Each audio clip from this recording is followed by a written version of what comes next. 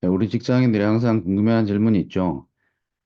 대한민국에서 연봉 기준으로 상위 1%에 들어가려면 과연 얼마나 벌어야 되고, 그리고 내 연봉으로는 상위 몇 프로에 들어갈까? 그다음에 실제 버는 거에 비해서 세금 부담은 과연 얼마나 될까? 이런 질문들에 대해서 한번 이야기해 보겠습니다. 국세청이 이제 매년 근로소득 백분위 자료를 발표하는데, 이걸 분석해 보면 근로소득 기준으로 상위 1%, 그리고 상위 10%는 얼마나 버는지 알 수가 있습니다. 그다음에 내 소득은 예를 들어서 연봉 1억이면 과연 상위 몇 프로 정도 될지 분석할 수 있고, 그리고 가장 중요하게도 상위 1%나 상위 10% 이런 각 소득 구간별로 실제로 버는 거에 비해서 소득세를 얼마나 부담하는지 실효 근로소득세율을 계산해 볼 수 있습니다. 결론적으로 보면 상위 소득은 생각보다 꽤 높고요. 실효 근로소득세율을 실제로 부담하는 소득세율은 국제적으로 굉장히 낮습니다. 이게 이제 2022년 국세청 근로소득 백분위 자료인데 공공 데이터 포털에 가면 이렇게 다운받을 수 있습니다. 엑셀 파일로 이렇게 열리는데 상위 1% 내에는 0.1% 구간으로 천분위죠 이거는. 그다음에 상위 1% 밑으로는 백분위 자료로 인원하고 총급여 그리고 과세 표준 결정세액 이런 자료들이 있습니다. 에 기초해서 이제 평균 총수입을 한번 그려보면 상위 0.1%, 즉 1등에서 근로소득 1등에서 상위 0.1% 사이의 구간, 초고속층을 이제 평균 내면 약 10억 정도 되고 뚝뚝 떨어지죠. 그다음부터는. 그리고 이제 한 49%, 50% 구간쯤 되면 여기는 3,200만 원 정도 되고 밑으로 더욱더 많이 내려갑니다. 이 국세청 자료에 따르면 우리가 이제 실효 근로소득세율도 계산해 볼 수 있는데 아시다시피 이제 기본 세율은 형식적인 세율이죠. 예를 들어서 한국은 과세 표준 기준 기본 세율이 10억이 넘었을 때는 10억 넘는 초과 금액의 45% 가장 높은 세율이고요. 그다음에 계단식으로 이렇게 낮아집니다. 1,400만 원 이하가 가장 낮은데 과세 표준의 6%를 부담을 하죠. 근데 이제 조심해야 될 거는 이 기본 세율은 산출세액에서 그걸 과세 표준으로 나눈 겁니다. 근데 문제는 과세 표준은 우리가 버는 연봉 총급여보다 훨씬 낮습니다. 왜냐하면 여러 가지 소득 공제를 빼고 총급여에서 빼면 과세 표준이 이 산출이 되기 때문에. 그리고 이제 산출세액에서도 세액 공제가 또 있습니다. 산출세액을 계산한 다음에 세액 공제 부분을 빼고 실제로 우리가 내는 세금은 결정세액이죠. 그래서 실효 근로소득세율, 실제로 우리가 부담하는 그런 근로소득세율의 이펙티브 레이트는 결정세액을 총급여로 나눈 이 비율이 되겠습니다. 아까 얘기 드렸듯이 과세 표준하고 총수입을 비교를 해보면 소득 상위 구간에서는 그래도 좀 비슷한데 내려갈수록 굉장히 차이가 커지죠.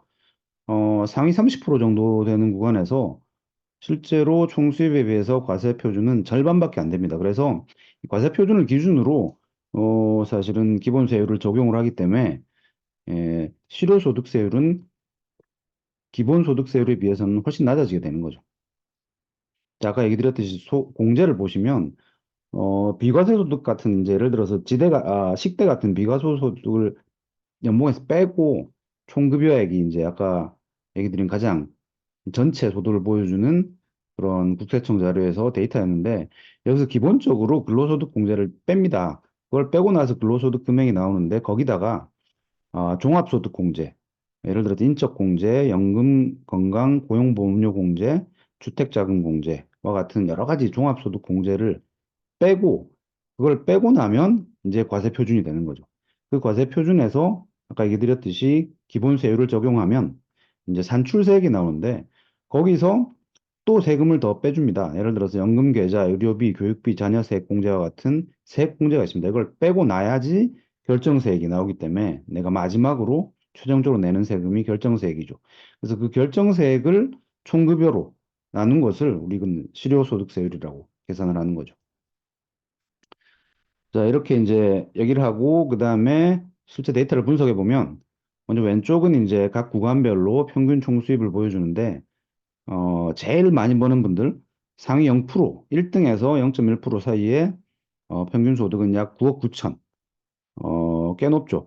그리고 상위 0.9에서 1% 사이는 한 1억 9천 정도 됩니다. 그리고 상위 9에서 10% 사이는 0.87이니까 8,700만 원. 그 다음에 상위 49에서 50% 사이는 3,200만 원 정도 되는 거죠. 이건 중간값에 가깝겠죠.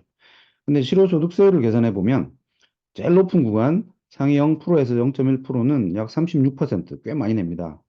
그 다음에 상위 0.9에서 1% 사이 1% 경계에 가까운 그런 구간이죠.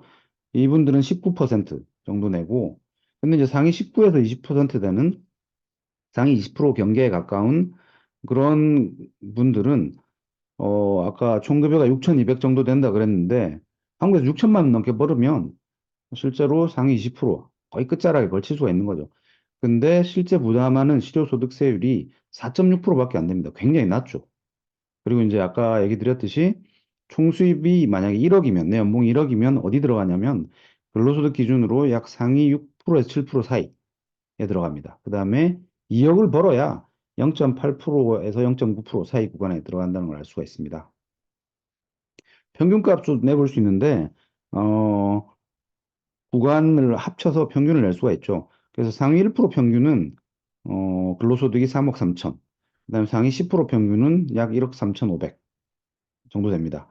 그리고 상위 20% 평균은 약 1억 정도 되고요. 소득세율은 각각 27%, 15%, 12%. 평균이기 때문에 아까 그 경계 값에 비해서는 조금 높아지는 거죠, 수치가.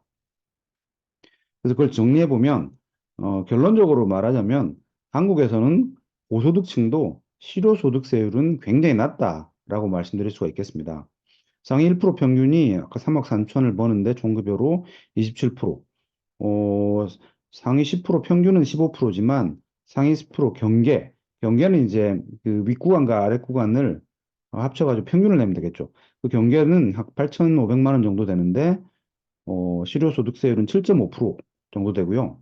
상위 20% 경계는 한 6,080만 원 정도를 벌면 상위 20% 경계에 딱 걸리는데 부담하는 실효소득세율이 4.5%밖에 안 됩니다. 실제로 상위 20%딱 끝에 걸리면 6천만 원 넘게 벌어서 상위 20%에 들어갈 수 있으면 적어도 한국에서는 중산층보다 높죠. 고소득층이라고 할 수 있을 텐데 물론 이제 우리나라 사람들이 중산층의 기준이 굉장히 높기 때문에 어, 돈 들 때가 많으니까 6천만 원 벌어가지고는 중산층도 안 된다고 흔히 말하는 분도 있을지 모르지만 실제로 근로소득세 그 자료를 보면 상위 10%에 걸린다는 거죠. 6천만 원을 벌었을 때. 근데 실효소득세율은 4.5%밖에 안 되기 때문에 소득세 부담은 굉장히 낮다는 것을 확인할 수가 있죠. 그래서 이제 다른 선진국과 비교를 해보면 이 상위 1%와 같이 최상위 계층을 빼고 나면 밑으로 내려가면 현격하게 낮습니다. 예를 들어 상위 한 20% 언저리에 있는 분들, 그분들은 분명히 고소득층일 텐데도 실효소득세율은 굉장히 낮게 내는 거죠. 그리고 근로소득세를 아예 안 내는 면세자 비율도 약 34%로 좀 낮아졌는데도 국제적으로 굉장히 높은 수준이고 전체 근로소득 대비 실효세율이나 아니면 GDP 대비 근로소득세 비율도 다른 선진국에 비해서는 훨씬 낮은 현실입니다.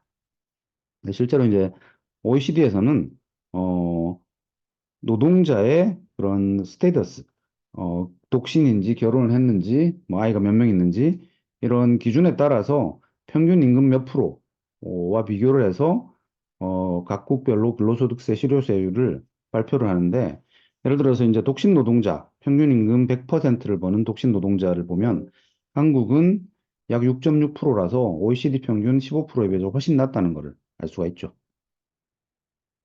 근데 이제 어떤 분들은 또 그렇게 얘기를 하실 겁니다. 예를 들어서 이 근로소득세 100분위 자료를 보면 하위로 내려가면 하위 10%, 20% 아주 그 저소득 계층은 소득이 정말 낮습니다.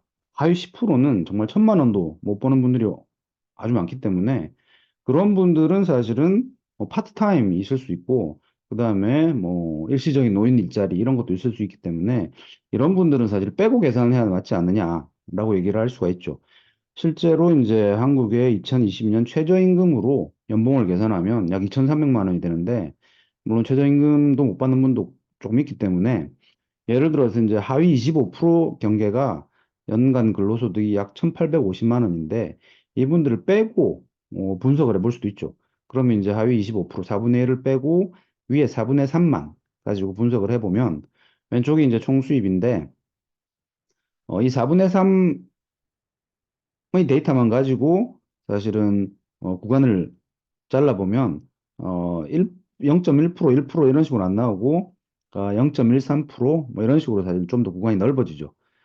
그래서 음, 이 데이터를 한번 살펴보면 실제로 상위 1%, 정확하게 상위 1.07% 사이에 평균값이 3억 6,500 정도 되고 그 다음에 상위 20% 평균은 약 1억 1,500만 원.